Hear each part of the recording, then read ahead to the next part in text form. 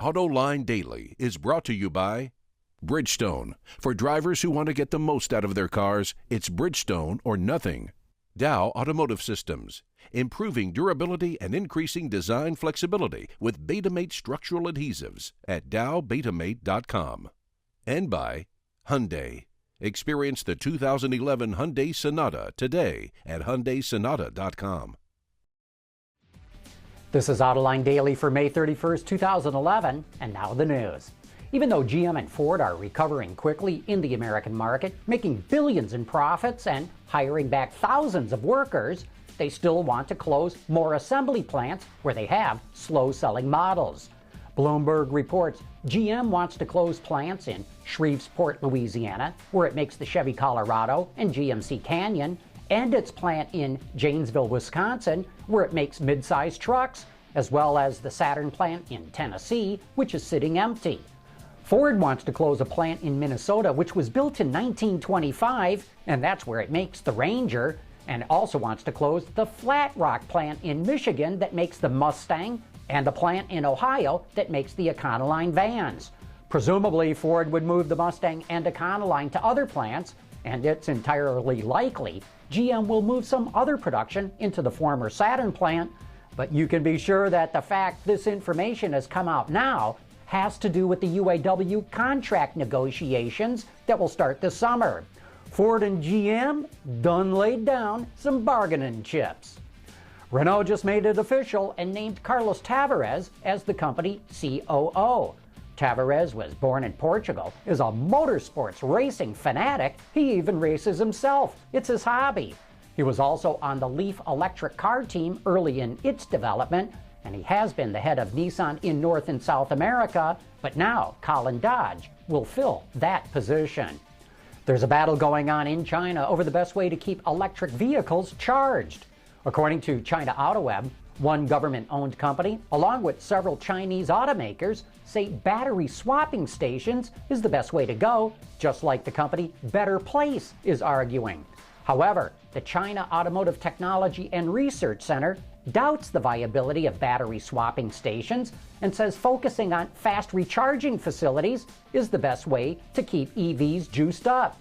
It points out that with battery swapping stations, they would need to produce 3 to 5 battery packs for every EV on the road.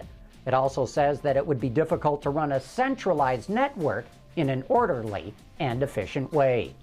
Mercedes is introducing another lust-worthy supercar, the SLS AMG. High performance is a given with this machine.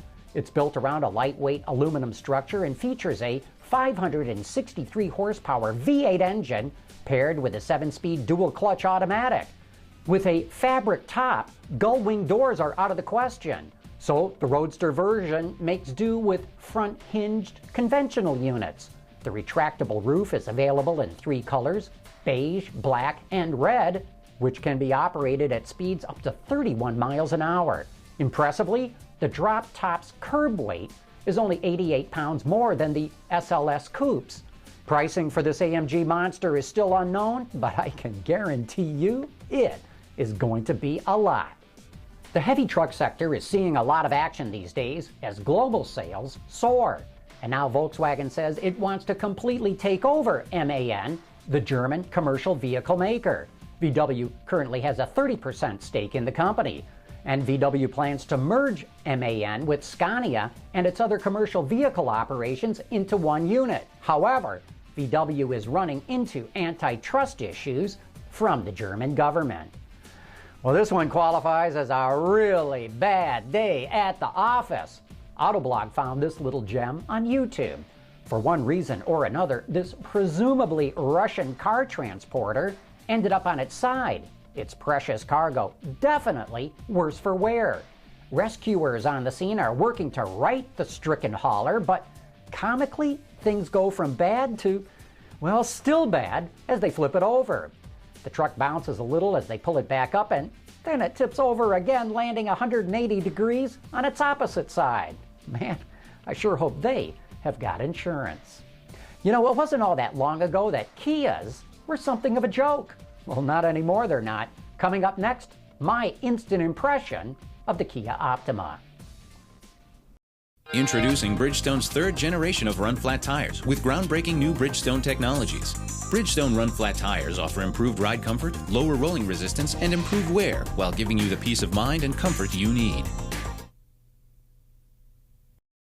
One of the most amazing turnaround stories in the automotive industry, from a product standpoint, has to do with Kia. Just a few years ago, it was hard to take the brand seriously, but now the company is a real player, as I found out in a recent test drive of the Optima. Here's my instant impression of the Kia Optima Turbo SX. First off, I can't believe this thing's a Kia. It costs $30,000. Since when do Kia start costing $30,000? But you know, the other thing that surprises me is just how nice this car is. Come here, I'll show you what I'm talking about. I mean, look how beautifully this interior's turned out. Sewn leather stitching covering all kinds of surfaces, Bluetooth connectivity, navigation system, backup camera, heated and cooled seats.